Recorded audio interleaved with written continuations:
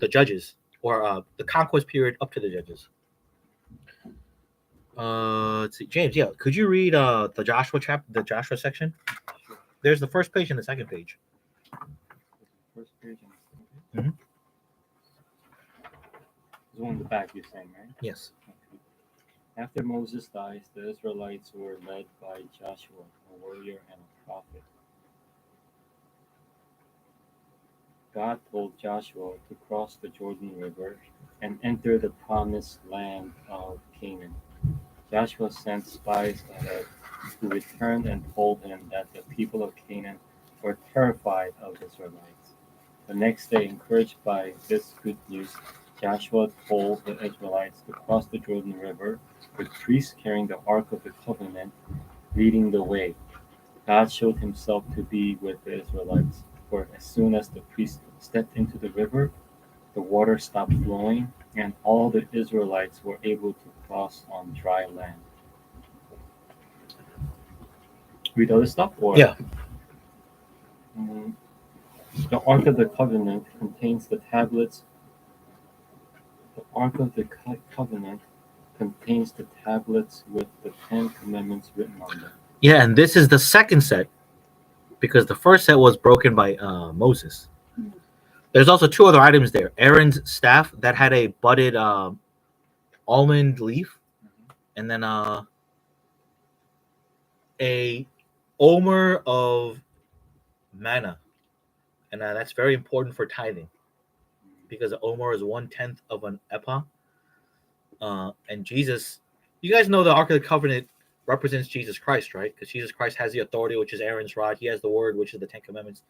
Okay. I know Raiders of the Lost Ark. No. It's based on the Ark of the Covenant. Kind of, yeah. But yeah, so Jesus Christ is the Ark of the Covenant. The Ark of the Covenant, the physical thing, is just a representation or a shadow of like the real Ark of the Covenant. And inside the Ark of the Covenant, there is Moses' commandments, or God's commandments to Moses. There's the budding staff of Aaron, and then there's manna in there. And Jesus Christ is all these three. When he says, "I'm the way, the truth, and the life," right? What's the way? What directs you? You know, The stuff. yeah, the staff. He says, "I'm the life." The manna. Oh, sorry. Got that confused.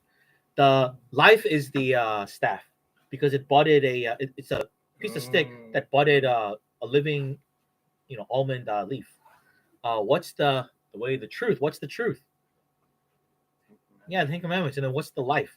Or not the life, the way. Like the way, the truth, the way. What's the way? The thing that, the manna. Because God, because so if you think of if you think about the context behind that, so God fed the Israelites for 40 years every day except on the Saturday Sabbath for them for 40 years, right? Now, what was the purpose of that manna? Well, it's to teach them to not only depend on God, but to sanctify them. Say, this is how you need to receive my words. When I say, don't go out on the Sabbath to pick up the manna, don't go out. When I tell you should only have one day's worth, don't put more. Like things like that. So it's like teaching them, quote unquote, the way, like the myth. How do we worship the God, the God that brought them out of the land of Egypt? So, but yeah, the Ark of the Covenant is a shadow figure, is a type of what Jesus Christ is supposed to be like. So Jesus Christ makes this very interesting statement. Philip says to Jesus, he goes, I think it was Philip, one of the disciples, he goes, teach us to pray. He just goes, Father, which art in heaven, hallowed be thy name, thy kingdom come, will be done. And he says, give us this day our daily bread. Where do you think he borrowed that from? Manna? Yeah. Right? He was borrowing from the wilderness language, like, give us this day our daily bread. But an omer, 1/10 of an ephah is put inside the Ark of the Covenant. Do you know how much an omer is? Like in our everyday language? It's worth 2.5 meals worth of manna. Yeah, so like if you know tithing theology, like that's a huge tie-in to tithing everything, because you're basically saying, like this thing, or like what the manna in the Ark represents, being 1/10 of an ephah and all that stuff. this represents like my daily dependence on God, and the tithe is actually a tributary from the smaller state to the bigger state that protects them, that sort of like feeds them. You can say it's not a tax; it's their show of loyalty, is what that tithing is. Anyway, we're getting way ahead of ourselves, but so this particular thing about, so you guys know Joshua's the story where like they were crossing the line of Canaan, but to do it they have to cross the river of Jordan. You guys know that, right? And then they had the priest go in first because I think it was God who commanded Joshua to tell the priest to go in there. So the priest with the Levites, they're holding on to the Ark of the Covenant, and as soon as their foot went in, the water evaporated where they're trying to walk. Not evaporated, but it split, so they could walk on in. So we kind of we obviously know what that is a reference to, right? What's that a reference to? Moses. Yeah, when he lifted up the staff above the Red Sea split. Here's the difference, though, and this is why we have to sort of like pay attention whenever there's a development. Who went first in the Red Sea? In other words, like, who's the one that like, or how did the sea split? He lifted the staff. Yeah, the staff. He lifted above the water, and then God through Moses split that, right? In fact, I think in Psalms it talks about how the breath of God like blew out from his nostrils or something like that. It's like very descriptive about. So, in other words, like the Israelites had to wait until God worked before they went in there. So this is as soon as they came out of Egypt, right? Pardon me. They're in like their infancy state. But in Joshua, what happened? Wait, step. Yeah, they had to, because I mean, you can't see the bottom of a river. I don't know if you guys know that, but if you try to make a step in the river, that could be a long first step. You don't know. It was based on faith. Yeah. Yeah, and God's like, go in, right? Without seeing like how deep it is. Right? So yeah. So now, But they follow. yeah, and that's the point. They followed with the Ark of the Covenant. So in other words, like if you sort of like see what's going on here, before Israel was just a child. So God was leading them out. Here God is leading them out, but now there's a development of faith. So now when God says do this, now they're doing it, and that's what causes the miracle to happen. Does that make sense? Mm-hmm. So there's a development here. It's not like God is still holding them by the hand and saying, that's not what's going on. God did that when they were coming out of Egypt, but now it's like you should grow up a little bit now. So here's what I want you to do it. And then without because everybody like without understanding like how deep the river might be or whatever, they said, well, like here's our test again. And they stepped in there with the Ark of the Covenant. Yeah, so the point is like there's a development. That's the point. There's a development here. And it's with God, this is a very important point because the Hebrews author will pick up on that and says, so Peter goes back to that. Peter goes, okay, the milk of the word, the sincere milk of the word. But he's talking about babes, people who are just converted or people, right? But the Hebrews writer, he goes, let's put off these things. Let's put off these doctrines of baptism and all this stuff that you should already know. And then take on the meat of the word. Like grow up. And he's taking that from like all the Old Testament stuff that's going on. And one of them happens to be where in the beginning God caused the sea to open and then they went in, whereas now they're saying you go in first. And when they obeyed God, the miracle happened. Okay. Jack, could you read the next page, please?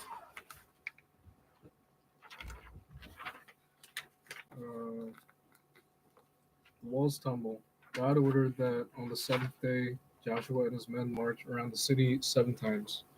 The army marched around the city, and the priests blew a long blast on the trumpets, and all the people gave a loud shout.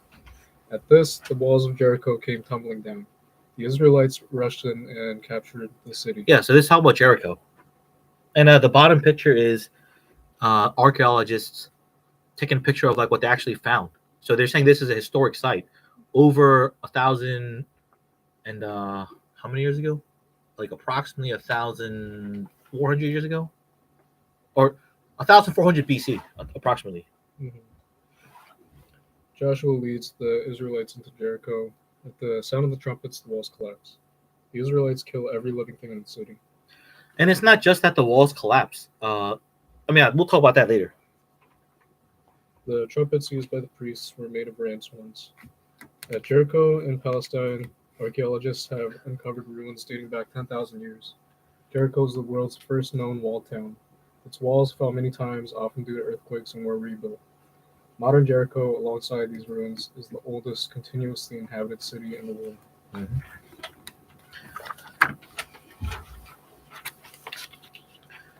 The Battle of Ai, or Ai.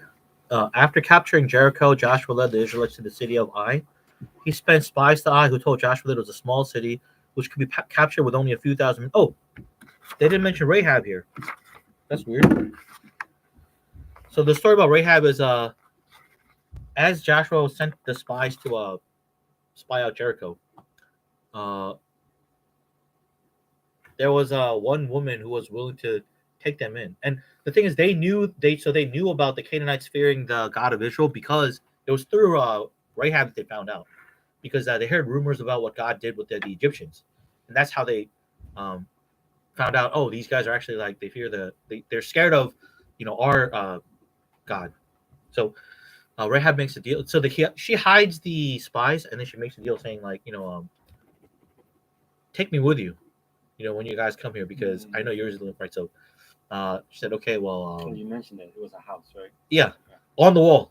They destroyed everything. Everything, except yeah, the- and that just that little house on the wall, like it's part of the wall, but that's like the only part that survives.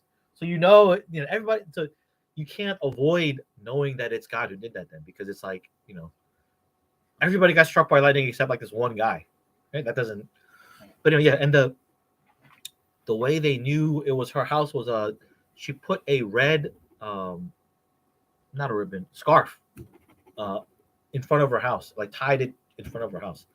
And so this is where so there's a professor in Westminster, the seminary that I went to. Everybody else says that's not the blood of Jesus Christ that it's representing. And Vern Poythress is the guy who says it is the blood of Jesus Christ. And he wrote like a book or something about it. So I actually tend to agree with him. That does designate like, so, all of us are headed towards this condemnation. But yeah, that scarf represents the blood of Jesus Christ. And then, yeah, but that's not beside the point.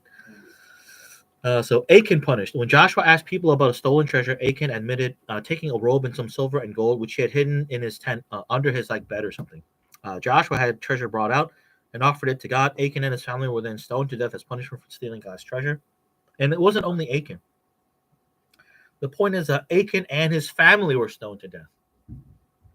So Achan lies, right? So Joshua lures the army of Ai away from the city. Yeah. So this is the so after Jericho, there's another event where God says, burn everything, don't keep any of their silver, don't keep any of their.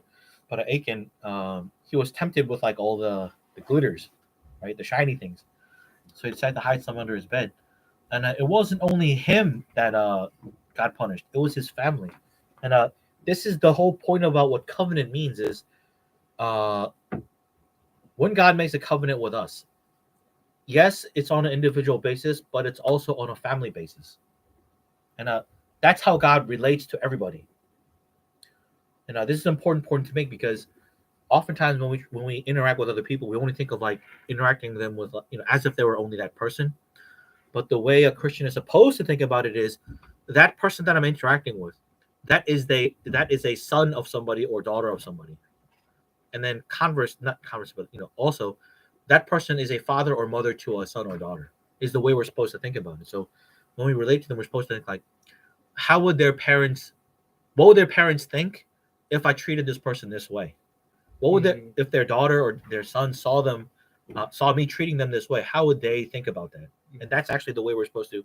And that's what this idea of like covenant gets us to understand is like we're not just one single ram. So it kind of goes against like the American idea of like not independence, but like this idea of like the rugged lone man who doesn't, who's like the lone. Do you know what I'm talking about? Individualism. Yeah, but it's like not just individualism, but this idea that in America we value independence and individualism to such a point where it's gone out of its balance.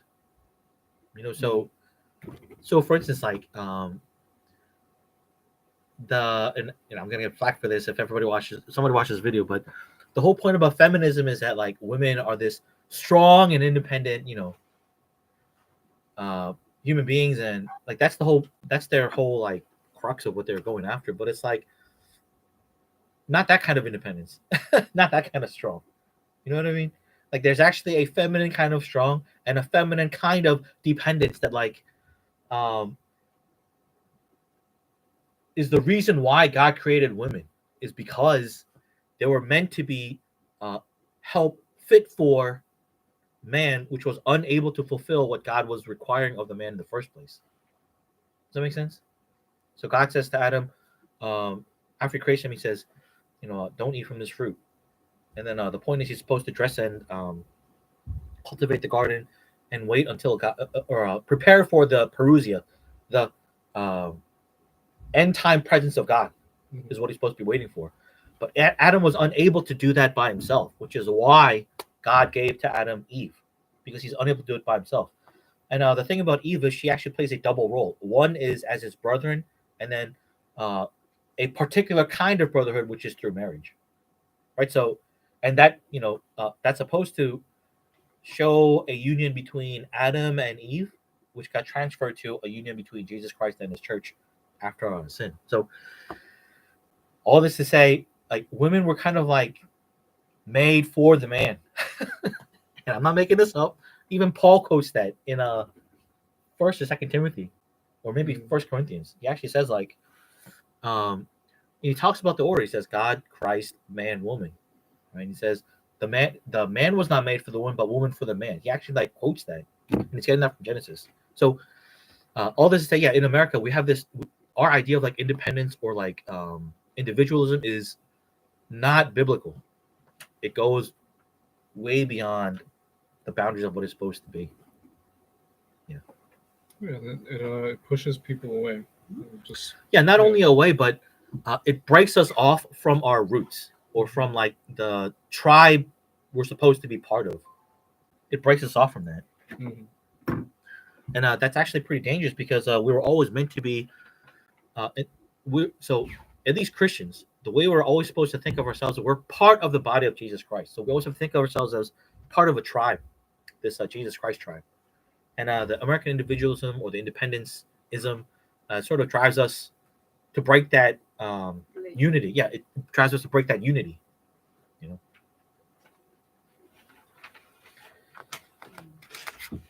Okay. I mean, there's more.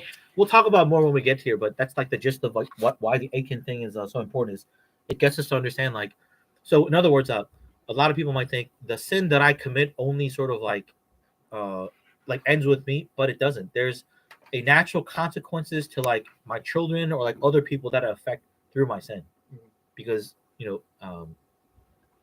we're not just individuals here like islands. There's more at stake. Yeah.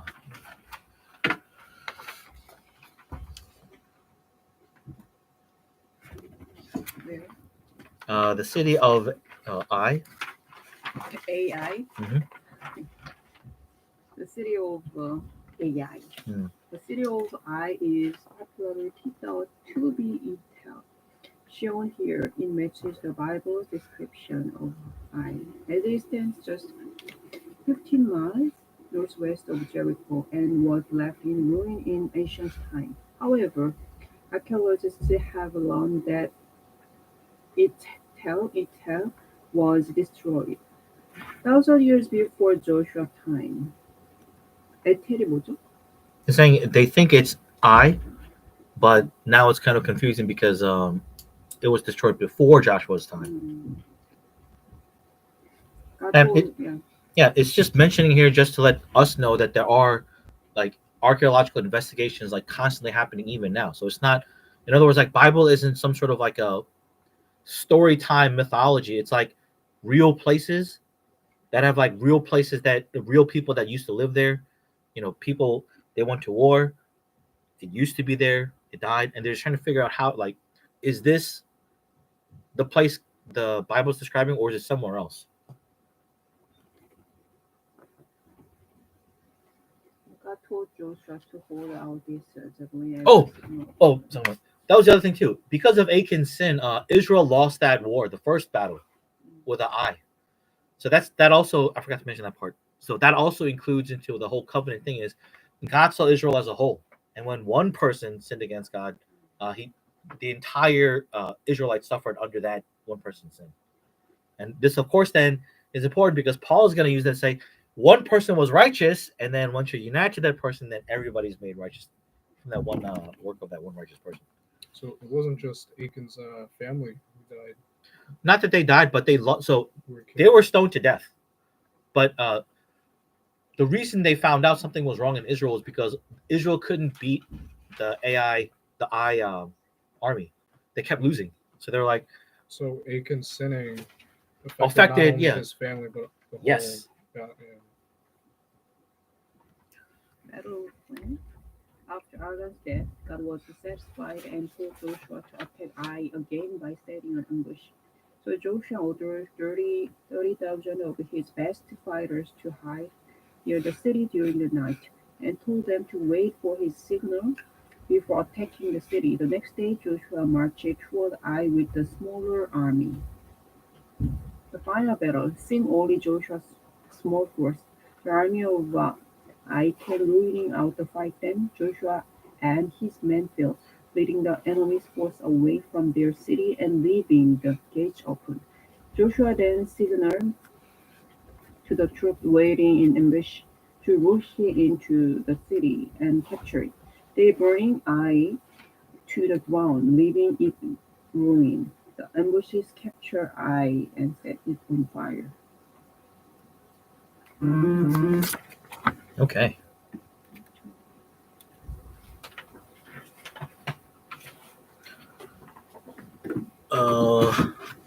It's past 9.